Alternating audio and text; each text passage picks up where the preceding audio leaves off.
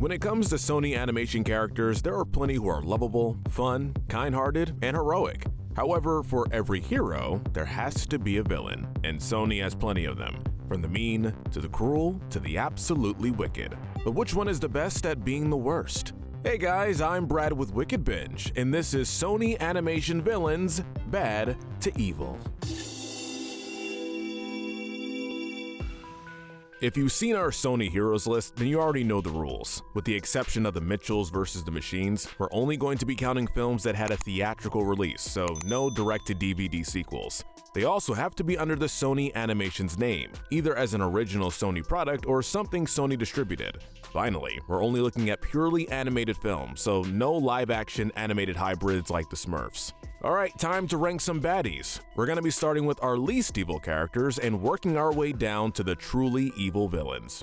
For our least evil villain, we're going with Erika Van Helsing. Being one of the few redeemable villains on this list, we couldn't think of any other character who deserved to be at the top. Although she started off just as murderous towards Dracula and the other monsters as her great-grandfather, it really didn't take Erika very long to warm up to the count.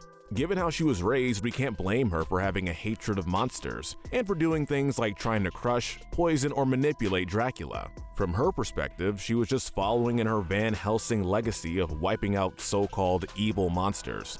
Once she realized how wrong she was, Erika regretted her lies, as well as the part she played in her grandfather's scheme. However, she made up for her mistakes when she saved Dracula's life during the Kraken attack and confessed her love for him. Because she saw the error of her ways and grew from a monster hater to someone who truly saw them as people, we felt we couldn't put Erika any lower on our list. Whoopie-dee-ba-doopie? Up next, we have the chill pirate, Black Bellamy. In Pirate's Band of Misfits, Black Bellamy is the primary rival for the pirate captain, with both of them being after the Pirate of the Year award. Naturally, Black Bellamy is much more successful in terms of plundering and stealing treasure. The dude literally rolls up to the pirate tavern with a whale full of gold. Now, that's style. Bellamy also makes fun of the pirate captain, his crew, and his ship. The beard's looking great, my man. Later on, when it looks like the pirate captain is going to win Pirate of the Year, Bellamy reveals the truth about the pirate captain being pardoned.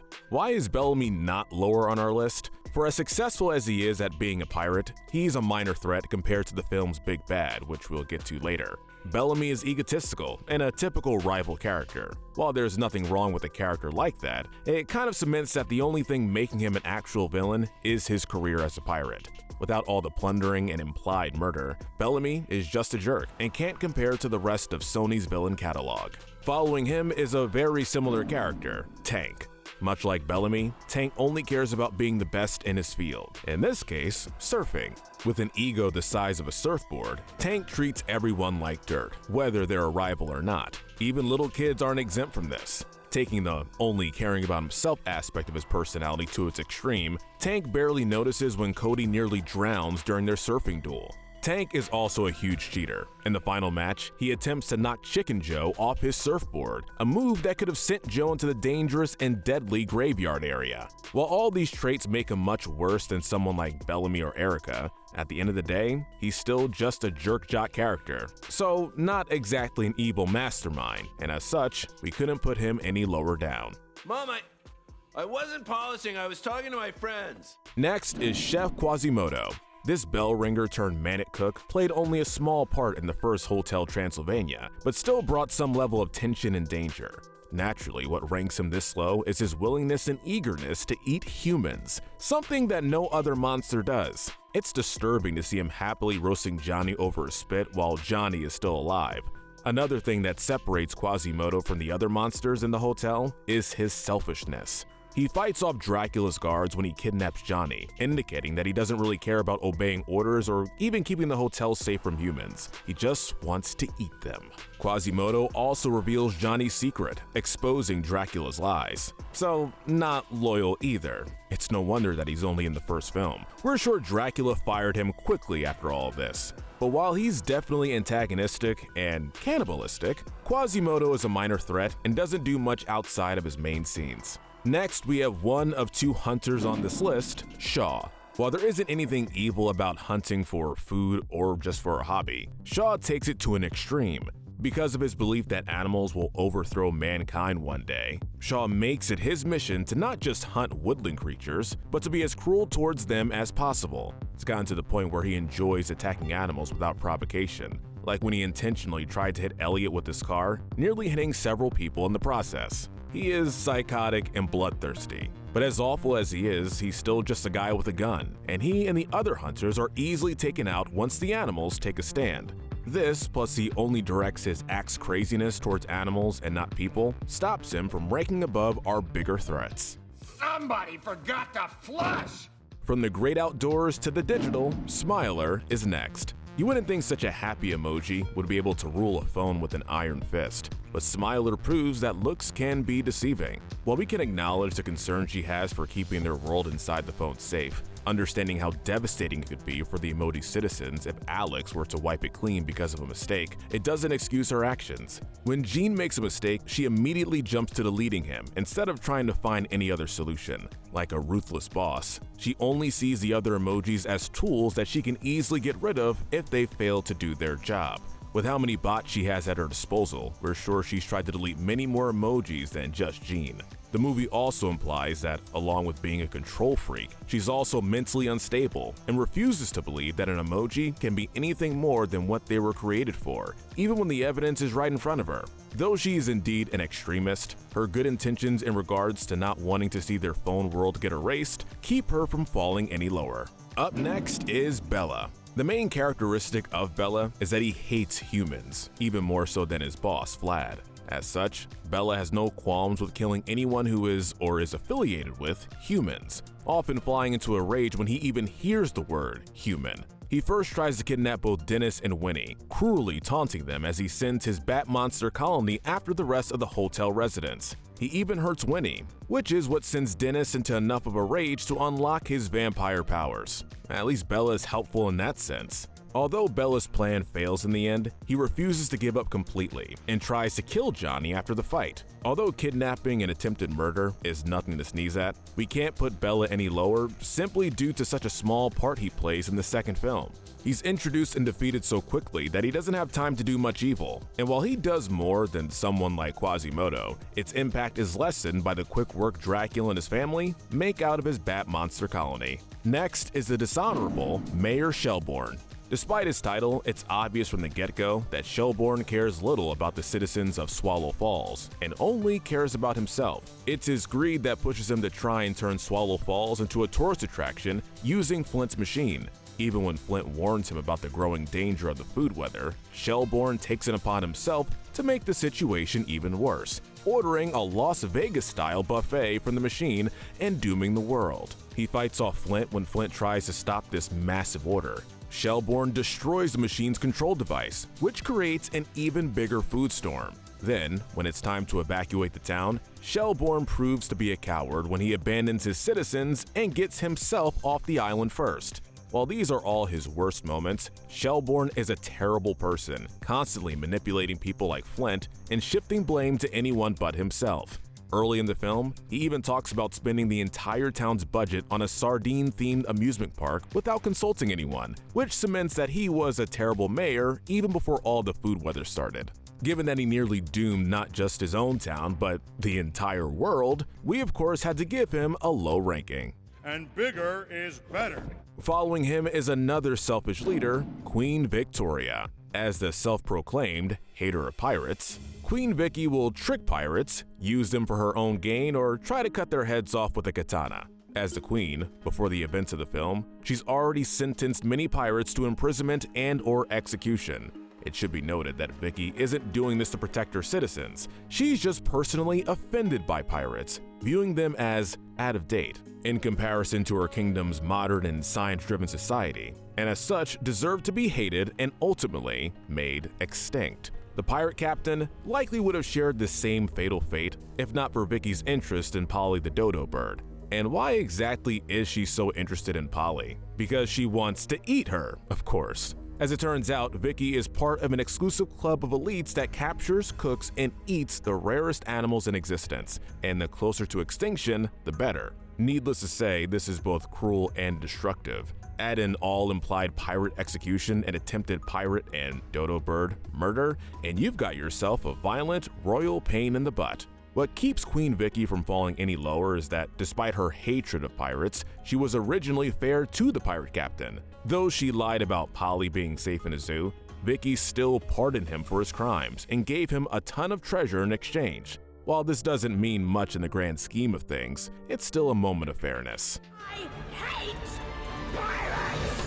We're ranking our second cloudy with a chance of meatballs villain, Chester V, next. While maybe not as selfish as Mayor Shelbourne, Chester certainly beats Shelbourne in cruelty. Being a man of science and technology, Chester would rather have holograms of himself as companions than anyone else. He views the idea of friends with contempt, claiming that friends would only slow him down.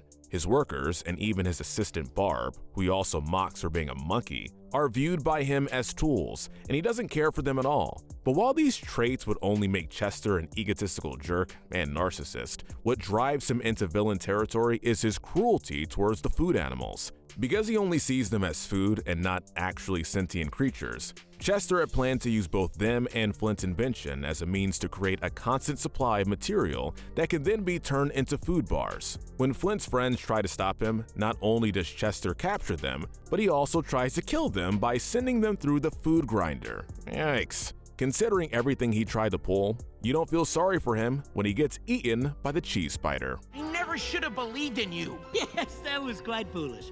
Entering the bottom 5, we have Zeta. As the main antagonist of the second Angry Birds movie, Zeta nearly wipes out all the citizens of both Bird and Pig Island in her attempts to take over both islands. What makes this even worse is that the birds and pigs did nothing to her, and she's acting out of anger for getting dumped at the altar by her ex, Mighty Eagle. Now bitter, Zeta only cares about creating her own perfect resort, happily using her ice and lava balls to obliterate anyone that gets in her way. Unfortunately for her henchmen, they aren't spared from her wrath, and Zeta punishes those who don't meet her high expectations.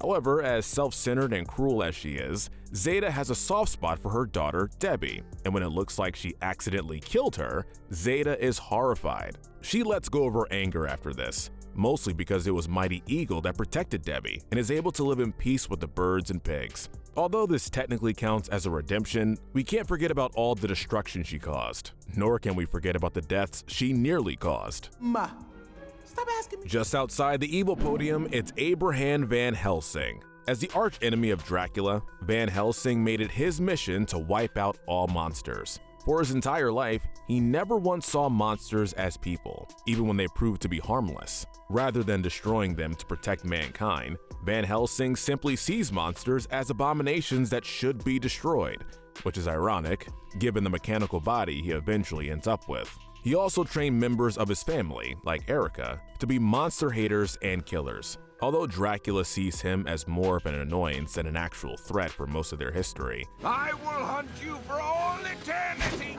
Van Helsing becomes a true threat when he and Erika lure all the monsters onto a cruise in the hopes of destroying them once and for all. In the film's climax, he summons a giant kraken to attack the innocent monsters, and if it weren't for the interference of Erika, Drac, and Johnny's DJ skills, all the monsters likely would have had a very painful death. In addition to all the attempted murder, Van Helsing isn't a great guardian. He raised Erika in isolation so that she could be trained more effectively, and when Erika tries to stop his final attack, Van Helsing doesn't care if he injures her or not. He just shrugs and easily accepts that the Van Helsing bloodline will end with him. What keeps him being ranked in the bottom of our list is his change of heart after Dracula saves his life. While it is a cheap cop-out redemption, it still happened. He even offered all the other monsters refunds for the cruise. While maybe it still doesn't redeem all of his awful actions, it's still just enough to keep him out of our bottom 3. The bronze medal of evil goes to the Royal Hunter. So what's worse than trying to kill innocent animals for fun? How about an innocent baby? Well, in terms of villains from the start, it would maybe make more sense to put King Herod in this spot since he gives the order to kill baby Jesus. But we have to acknowledge that he really doesn't play too big of a role in the film. In comparison, the Royal Hunter is the one who's actually willing to follow these orders and is seen throughout the film trying to kill Mary and Joseph. Unlike the other characters who may have more of a goofy undertone to them, the Royal Hunter is played completely seriously. Considering who he's trying to kill, we felt that we couldn't not give the Royal Hunter a low spot on our list. After all, how heartless do you have to be to kill a baby? Let alone a baby that's supposed to grow up to be the world's savior. The fact that the Royal Hunter isn't exactly kind to his two dogs, even nearly causing their deaths in the end, doesn't earn him any good points either. Getting our silver medal, we have Kingpin. Very much living up to his name, Kingpin is ruthless. From hiring several other villains to do his dirty work, to being willing to kill with his own two hands, Kingpin makes it clear that no one will stand in the way of his goal, getting a new version of his late wife and son from an alternate dimension. As much as Kingpin may care about his former family, this is the only thing he cares about, given that he was willing to destroy New York and even the multiverse itself to bring them back. Not even his henchmen are safe from his wrath. This is seen when Kingpin immediately kills Miles' uncle Aaron, aka Prowler, after Aaron spares Miles. Kingpin also kills the original Peter Parker and nearly kills Miles during the film's climax, and has no remorse for any of these actions. While not completely heartless, given that he still loved his family, Kingpin is about as close to it as you can get. Add in the fact that he, according to Peter, has everyone in his pocket. Hey, Kingpin. How's business? Booming! And has the implied power to take out everyone Miles cares about, and you've got yourself an extremely powerful and very evil villain.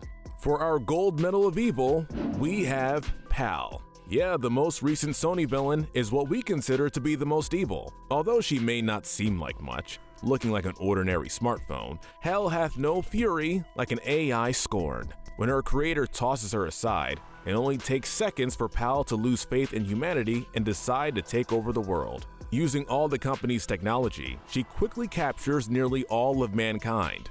Her grand plan is to send all humans into the void of space, and while she was kind enough to give the pods free Wi-Fi, they don't seem to have any food or water. It's also unknown how safe those pods were, or how much oxygen they had in them. So had Pal succeeded in her plans, all of mankind would have likely had a very slow and painful death in the cold darkness of space. Pal becomes more bloodthirsty when she realizes that the Mitchell family has escaped her grasp, and stops at nothing to capture and destroy them. Although both her creator and Katie try to appeal to her, Pal's hatred for humans runs deep.